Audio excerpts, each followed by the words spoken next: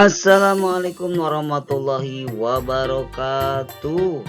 Semangat pagi dan terus semangat pagi. Kembali lagi bersama saya Wawan Reswanto SPD CGP Angkatan Ketiga dari Kabupaten Subang.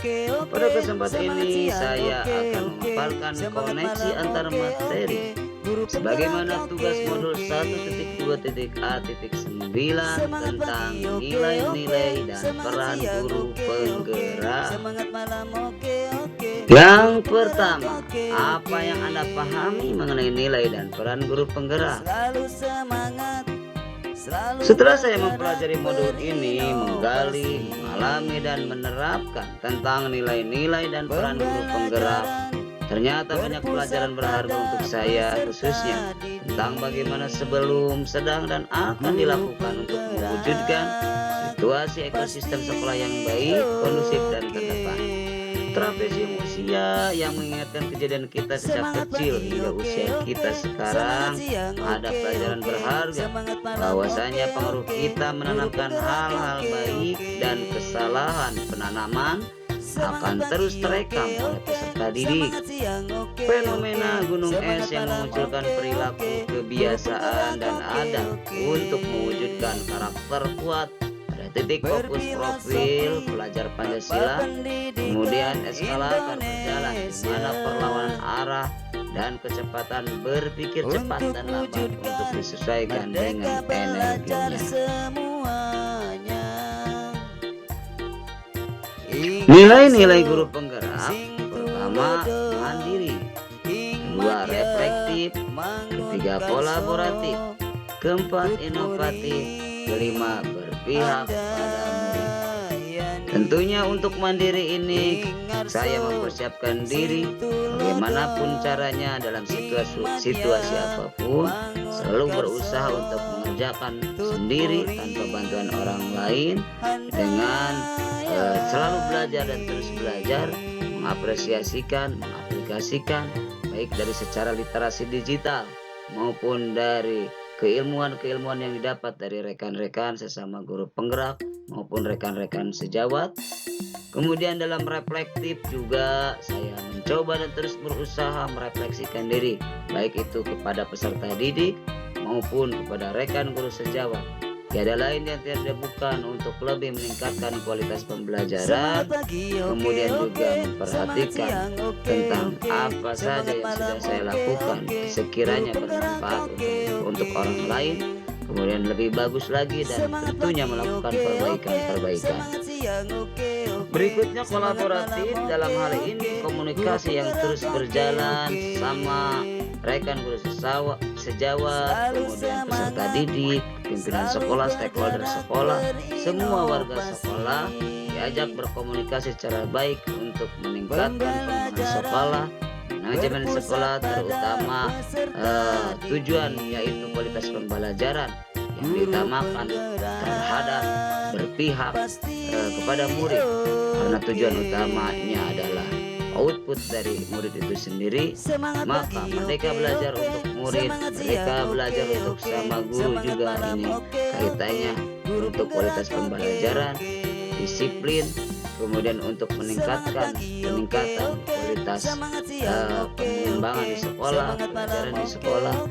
Itu sangat berperan sekali komunikasi dari kolaboratif antar stakeholder sekolah.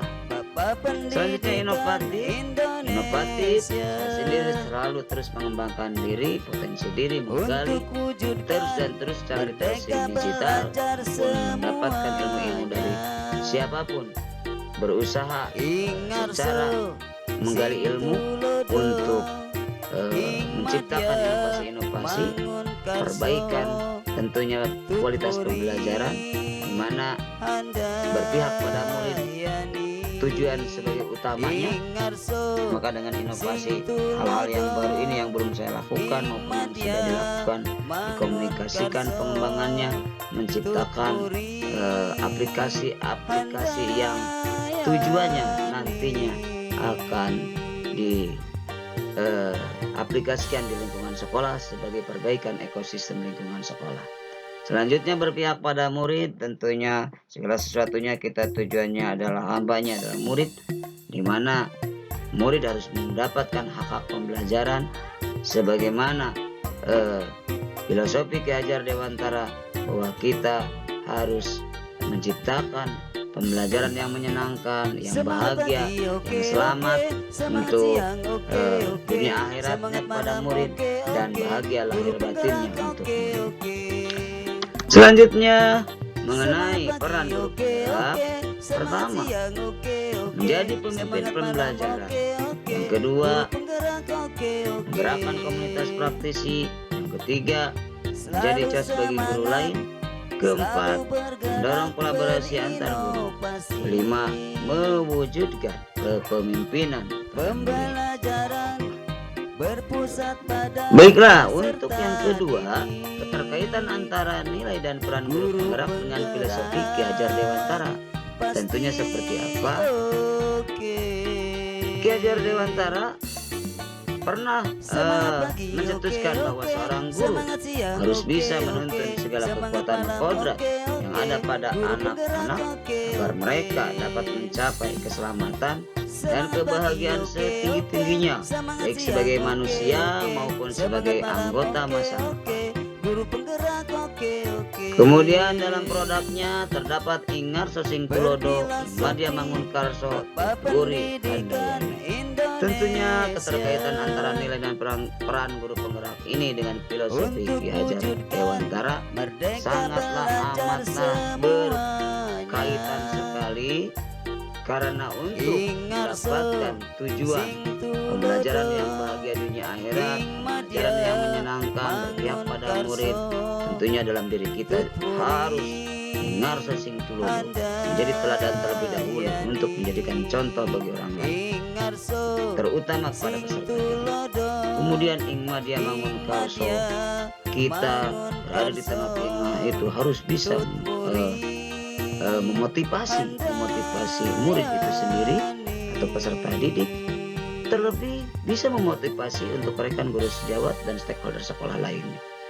Kemudian Tuturi Handayani di belakang berusaha mendorong, menggali, memberikan kesempatan kepada peserta didik agar dengan sendirinya dia menggali potensi diri, kemudian berikan kesempatan untuk belajar lebih menikmati, belajar dengan sendirinya dengan petunjuk-petunjuk kecil dari kita diberikan kepada mereka, sehingga yang terjadi merdeka belajar pada siswa itu akan terwujud, dan akhirnya terjadilah situasi sekolah yang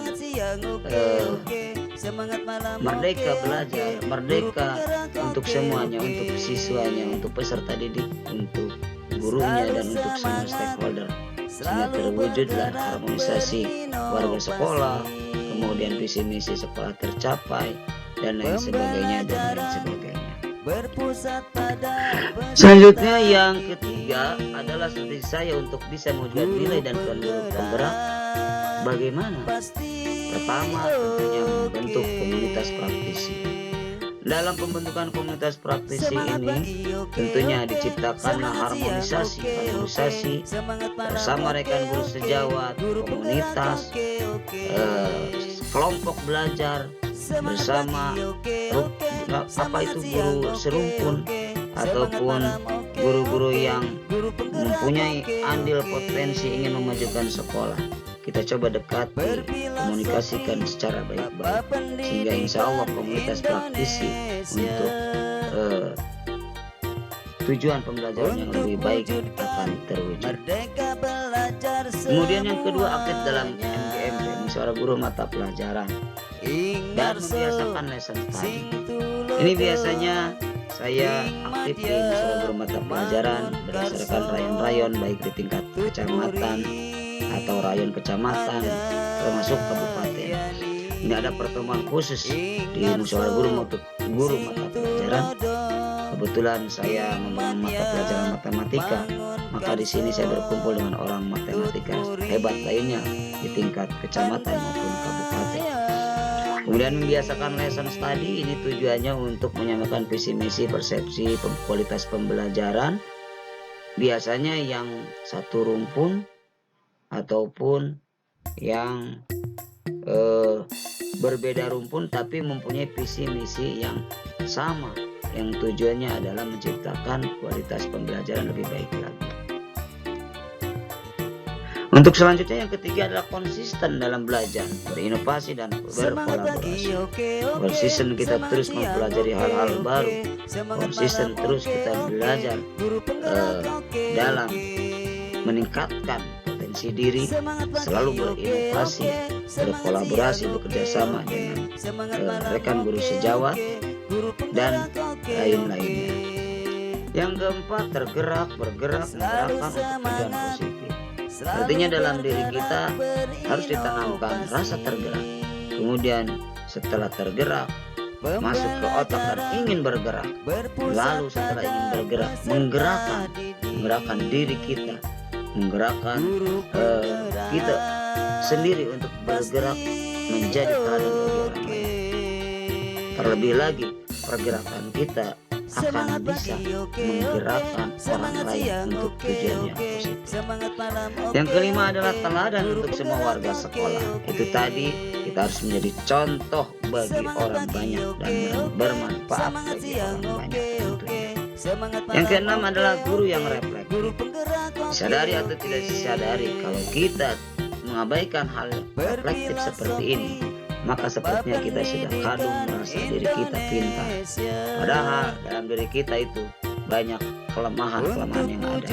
Makanya seorang guru itu harus yang reflektif, harus yang bisa menyadari diri sendiri bahwa kelemahan itu ada, harus ada perbaikan. Bagaimana cara memperbaikannya? Cara memperbaikinya tentunya harus ada komunikasi dua arah antara guru dan murid, ataupun refleksinya dengan guru, berarti antara guru dan guru, sehingga terciptanya hubungan harmonisasi dan kualitas pembelajaran yang baik. Selanjutnya yang ketujuh, menggali potensi diri dan potensi peserta didik sesuai kodrat. Itu tadi sudah sekilas dijelaskan tentang potensi diri, bahwa kita harus terus mencoba menggali sebagaimana fenomena gunung es dalam diri kita itu munculkan ke atas permukaan laut. Kemudian potensi peserta didik, di situ ada potensi-potensi minat-minat yang terpendam, karakter-karakter kuat, sebagaimana profil pelajar Pancasila itu harus dimunculkan ke permukaan. Tidak menjadi lagi 12%, kalau bisa menjadi 100%, 88% yang di bawah permukaan laut itu munculkan. Sebagaimana kotak hitam yang ada di bawah permukaan laut itu, kita gali peserta didik tersebut untuk bisa memunculkan sesuai kodratnya. Bagaimanapun, ada yang bisa secara cepat, ada yang bisa secara lambat. Yang terpenting kita memenuhi atau menguasai pengaruh kepada peserta didik untuk bisa mengunculkan diri sendirinya ke permukaan sesuai kodrat. Yang kedelapan, tentunya selalu bertanggung jawab. Dalam situasi apapun, kita sebagai guru harus bertanggung jawab, terutama bertanggung jawab pada diri sendiri, bertanggung jawab kepada murid, sebagaimana berpihak pada murid, bertanggung jawab pada sekolah, seluruh kepala sekolah, dan baiklah, selanjutnya yang ketiga, siapa saja pihak yang dapat membantu Anda dalam mencapai gambaran diri Anda di demonstrasi kontekstual tersebut. Seperti apa sih perannya? Yang pertama tentunya yang terhormat Bapak Fasilitator. Bagaimanapun kehadiran Bapak Fasilitator yang terus mengingatkan, terus menguatkan, terus memberikan motivasi, ini sangat berperan aktif sekali pada diri saya sebagai calon guru penggerak. Merasa tersanjung, terus dimotivasi, terus digali kemampuan diri saya untuk muncul sebagaimana halnya tadi yang terpendam di bawah permukaan laut dimunculkan ke atas permukaan laut. Tentunya secara pribadi saya mengucapkan sangat banyak terima kasih kepada yang terhormat Bapak Fasilitator. Tidak lupa yang kedua adalah Bapak pengajar praktik. Ini juga Bapak pengajar praktik yang terus memotivasi diri saya dan kelompok saya, terutama kelompok CGP Purwadadi ini.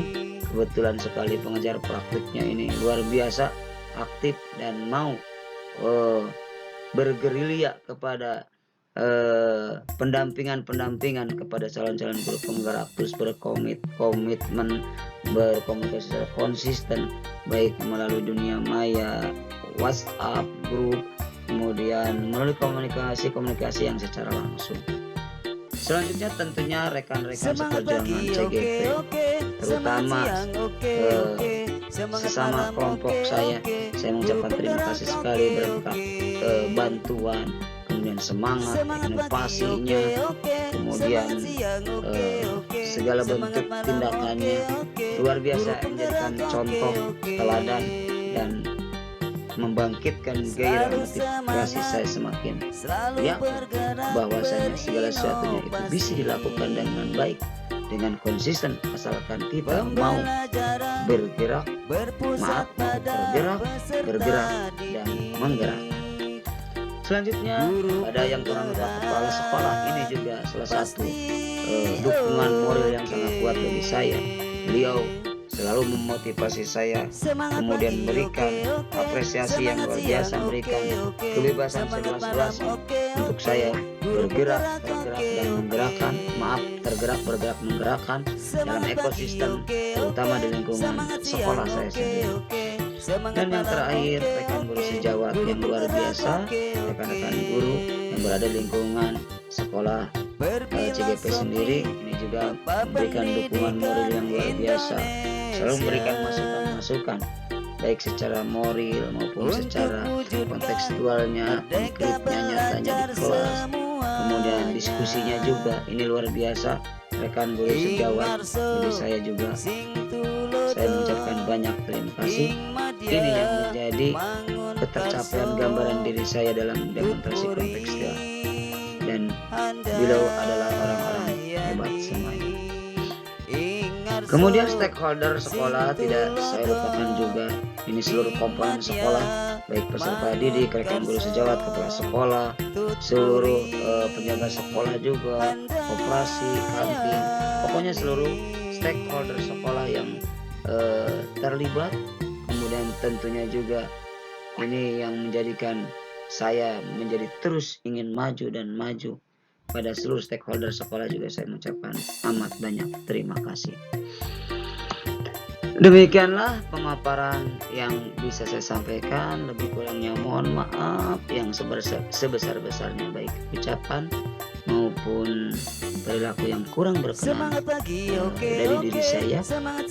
Terima kasih. Semangat pagi. Salam guru penggerak. Assalamualaikum warahmatullahi wabarakatuh.